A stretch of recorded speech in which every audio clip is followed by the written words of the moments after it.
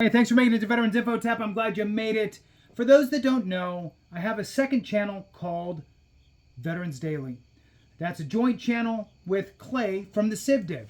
We put together that channel to just have some dialogue, to be able to go back and forth, share different mindsets, different thoughts on things. Sometimes we'll disagree a little bit, but most of the time we kind of agree, but give different angles of things and hopefully help to bring about a better understanding of how the VA, various benefits, and that type of stuff work.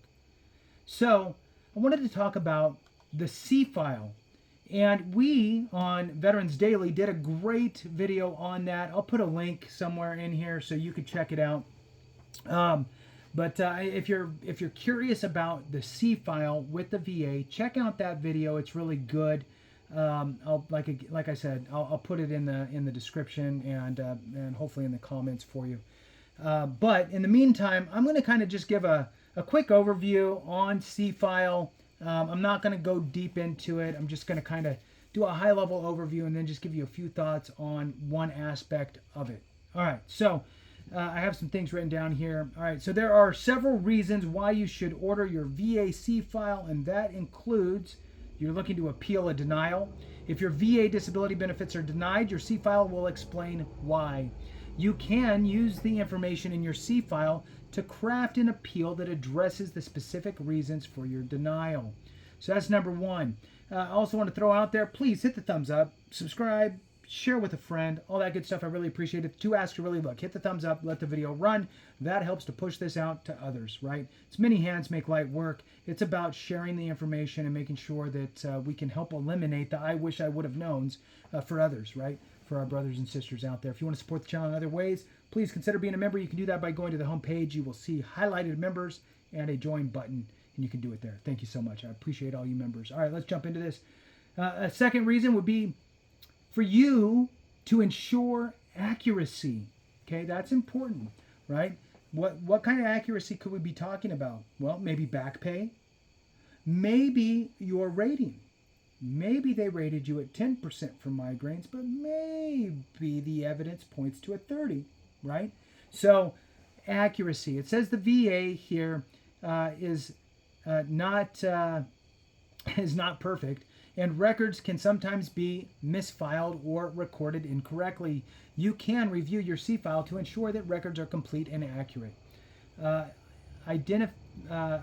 Identify discrepancies. You can review your C file to identify any potential discrepancies or inaccuracies in the information that the VA has used in the past. This can be important when preparing to submit additional evidence. Okay, understanding what the VA has done. Your C file contains information about what the VA has done on behalf of your claim and what it has not. You can request your C file from your VA regional office where you submit your claim. You can also submit a Freedom of Information Act FOIA request to the VA. You are entitled to receive one copy of your claims folder for free. For free. So what is another thing here that they didn't talk about, and that is your code sheet, your rating code sheet. This tells you what the status of your condition is. And really, it's two things. It's either static or not static, and that's really the point that I'm pointing out here. And why is it important that your condition is considered static by the VA? And you might see some conditions that should be rated as static, but maybe they're not. Maybe the VA didn't switch it over. Okay, so I want to kind of go through that here with you real quick. But before I do, the first thing I'm going to run through is some of the reasons why a condition would be considered in the static realm. So what does it mean to be static, right? Well, you're not going to have a future exam. If you don't have a future exam, you're not going to get reduced, most likely, because typically you need to have those reexaminations in order for the VA to determine that you've had this significant improvement and warrant a change on the VA Veterans Benefits Administration side of the house. In the ECFR, Code of Federal Regulations, it states no periodic future examinations will be requested in service-connected cases. No periodic reexamination will be scheduled when the disability is established as static. That's important. Everybody always worries about, I don't know if they're going to reduce me, just if they're ever going to, come and get me, right? So there it says it. When the disability is established as static, and the VA makes a notation of that. There's also another reason why they would not do a future exam, right? There's more reasons. And that goes on here to say, when the findings and symptoms are shown by examination, scheduled in paragraph B2I of this section, or other examinations and hospital reports to have persisted without material improvement for a period of 5 years or more. This is what's called the 5-year rule that a lot of folks have heard, seen, what have you. Here it is in the ECFR, Code of Federal Regulations for the VA, right? So, 5-year rule. So basically, your condition has stayed stagnant or gotten worse over a 5-year documented period, right? If you just got diagnosed 2 years ago for migraines or GERD, maybe they're going to have you as non-static, right? But after 5, 6, 7 years, if you stayed steady Eddie through that whole time, or even gotten worse, well, now the VA should change it to static, right? Because you've hit that 5-year period. As long as you can prove that your condition's static. Which also goes back to when you're supplying evidence, especially from a private provider, maybe you should include some documentation that takes it back more than 5 years. And if you have a good doctor, have that doctor write down that your condition is considered static and they've been treating you for 7 years, 10 years, 15 years for this condition, and they consider you to be static. It's not likely to get better, only worse at this point.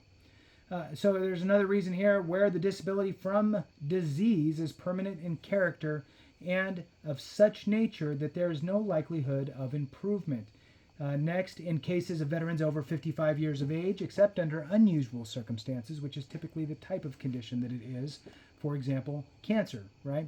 So 55-year rule here is what they're referring to. Next one, when the minimum rating is granted. So if you are receiving the minimum rating on the rating schedule for a condition, they're not going to set up a future exam because they're not going to lower you any lower than you already are. Next one here and last one, where a combined disability evaluation would not be affected if the future examination should result in a reduced evaluation for one or more conditions. All right, so that one sounds confusing. This is what they're saying. If they lowered that rating, your overall rating would not change. Okay, so, for example, I reached 100% with one condition that was non-static. Reached 100%. But one condition was not static, therefore I was not permanent in total. However, I had one item in appeal with the Board of Appeals. They came back and ruled in my favor. They moved my rating up, an increase. That increase in that rating, which was a static condition, increase took me to 100% with all static conditions. I no longer needed my non-static condition to reach 100.